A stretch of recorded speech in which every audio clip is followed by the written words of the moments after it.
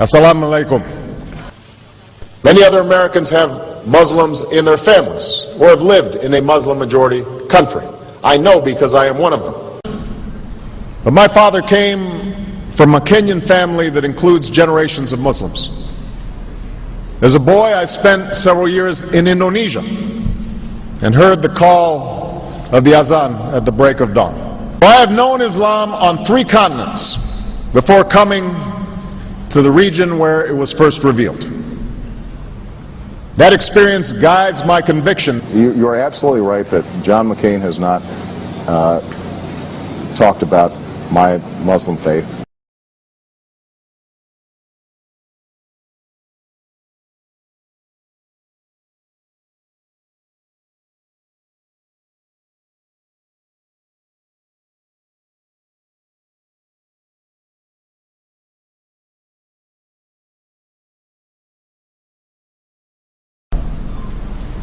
As the Holy Quran tells us, the Holy Quran teaches that, the Holy Quran tells us, and the Holy Quran also says,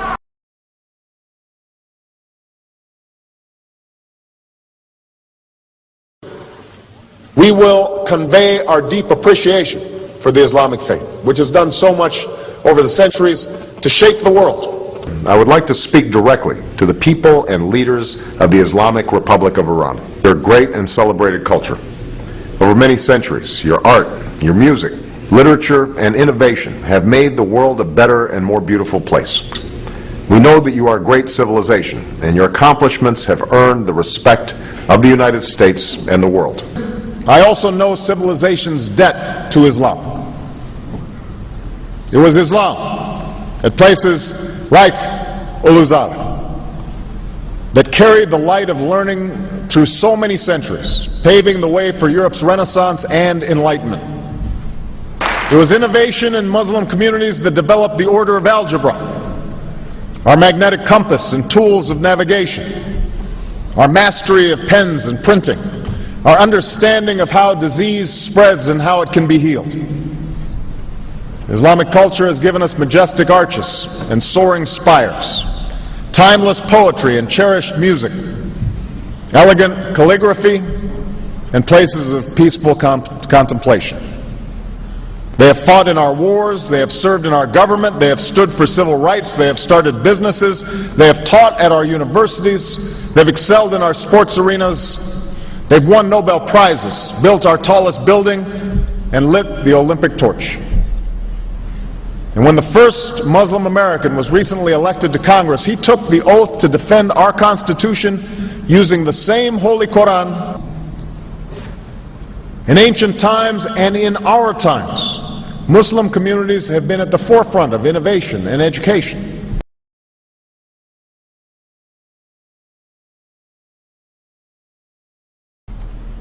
Islam is not part of the problem in combating violent extremism. It is an important part of promoting peace. The enduring faith of over 1 billion people is so much bigger than the narrow hatred of a few. In the United States, rules on charitable giving have made it harder for Muslims to fulfill their religious obligation. That's why I'm committed to working with American Muslims to ensure that they can fulfill zakat. It is important for Western countries to avoid impeding Muslim citizens from practicing religion as they see fit.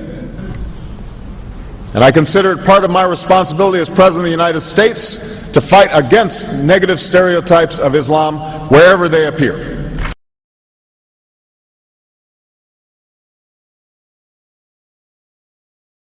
We are no longer a Christian nation. We do not consider ourselves a Christian nation. The United States has been enriched by Muslim Americans. Since our founding, American Muslims have enriched the United States.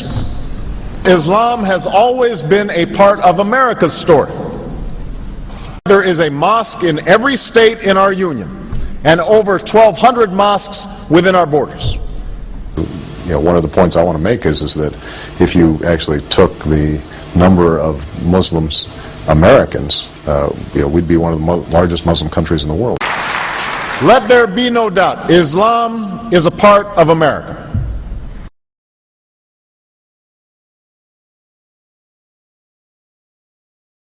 He did bow to the Muslim king, while he did not do it to the British Queen of England. And by bowing, he showed the world that I am subservient. I do bow down to you as a Muslim king, something no other president has done with Saudi Arabia. The Saudi king is his peer. He is not his subordinate in order to bow for him. And this is exactly what Obama did. Usually it is out of respect that someone would nod his head when bowing to royalty, and the ladies will give curtsy. But Obama went beyond what is required as a head of state and bowed to the Saudi king, and that's unacceptable. It sent the wrong symbol. When you say it sends the wrong signal, what signal do you think it sends? It sent a message that Islam is superior to any other master or king or president in the world, that an American president bowed to a Muslim king. It also sent a message that terrorism and jihadism is giving Islam the respect it should have on the world stage, to the point that it made an American president, for the first time in history, bow to a Muslim king.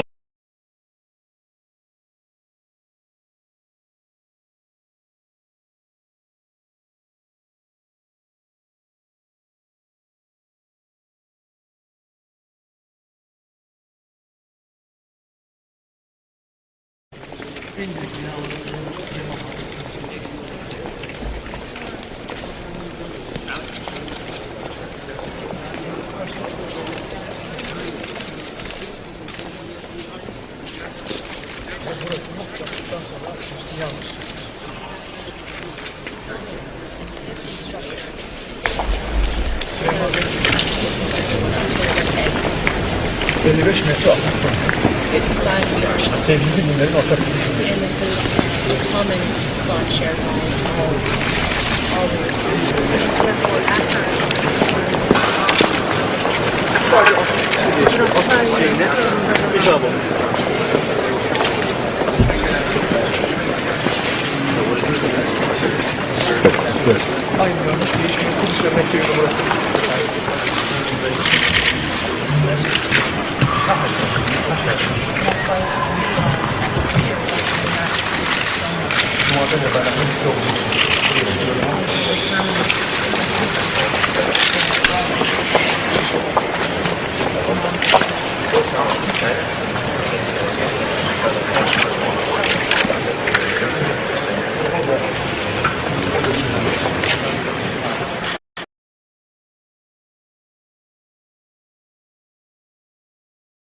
Presidential candidate Barack Obama is trying to change political fashion. He gave a speech in Iowa City today, and he wasn't wearing an American flag pin. Those pins have become synonymous with politicians since 9/11. Obama says he doesn't like how the pin has come to represent patriotism in America. I won't wear that pin on my chest. It's a little weird, Alan, that in the middle of the campaign the guy takes off the American flag that most people wear because they're proud of their country. Let me speak as clearly and as plainly as I can. America is not and never will be at war with Islam.